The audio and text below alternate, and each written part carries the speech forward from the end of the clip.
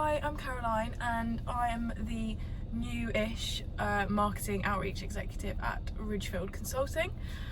So today I'm just going to film my day to do a day in the life of working at Ridgefield Consulting.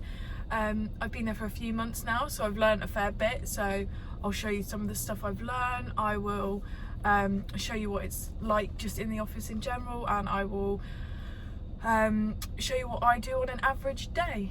So yeah, I'm just going to drive to work now and then we'll crack on.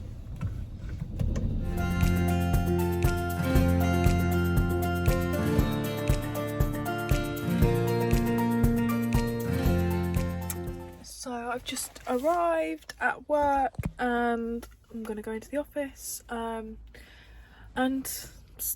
log on, get on with the day.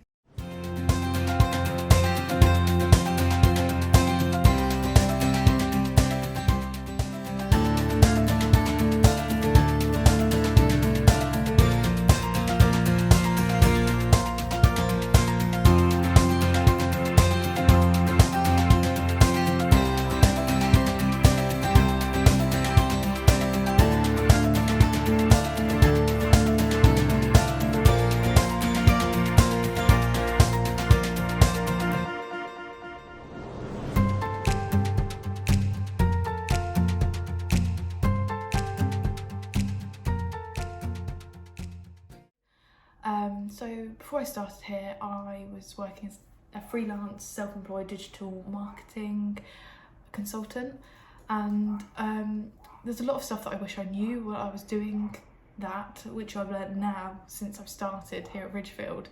So today I just wanted to explain about the allowable business expenses you can claim so that you don't end up needlessly paying too much tax when it comes to your self-assessment tax return. So having previously being self-employed, I'm aware it's quite hard to keep track of your expenses. It's also hard to know what's an expense and what isn't. That was my thing. There was things I was paying for and I was like, I don't know if this is just because I'm working for myself, do I just pay for this myself? Since working at Ridgefield, I've learned about 5 different expenses that I could have claimed for. I only knew there was one, or thought there was one, but starting work here, I've learned there's so many more that I could have claimed for on my self-assessment tax return. The one that I knew was travel.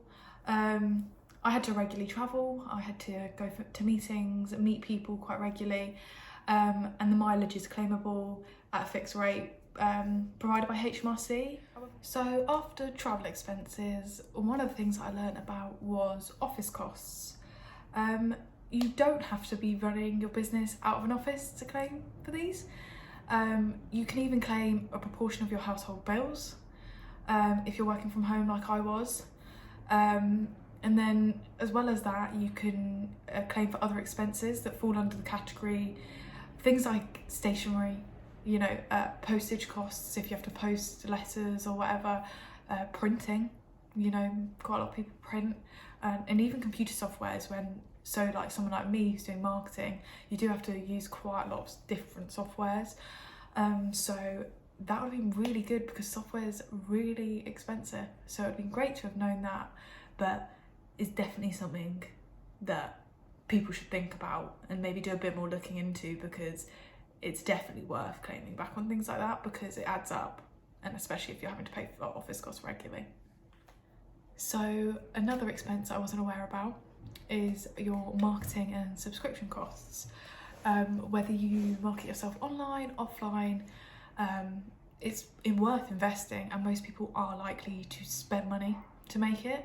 So things like business cards, or for me, I made myself a website. And I used Wix to build myself a website, and with that it all comes at a cost. You have to pay for subscriptions, you have to pay for this kind of things.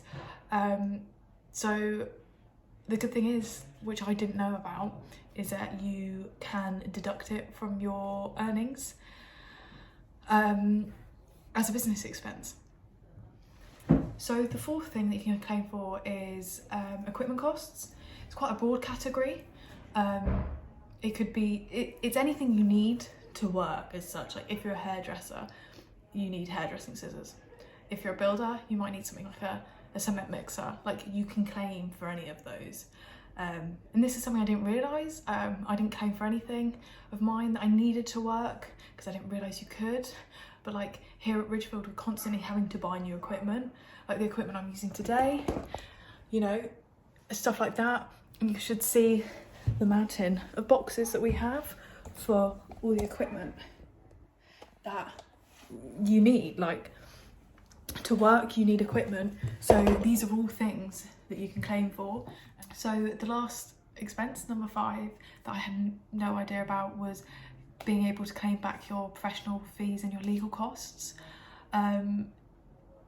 It's another great one to claim, which I did not know about. And it's so that any fees you get from deciding to use an accountant or a solicitor or a financial advisor, you can claim that back from your earnings as an allowable expense when you do your self-assessment tax return, which I did not know about and have been really useful to know. And if you're doing your taxes yourself and trying to keep on top of your expenses, it can be hard. So HMRC do offer simplified expenses, however it's not for all expenses. You know, if you want to be able to claim more of the expenses and you're worried about how to do it or don't know how, then be sure to get in contact with us because we offer a free consultation and we'll be able to point you in the right direction and offer you some support. I'll put the details up on screen now. I'll show you our website and then just get in contact if you feel like you need some help with anything that I've spoken about.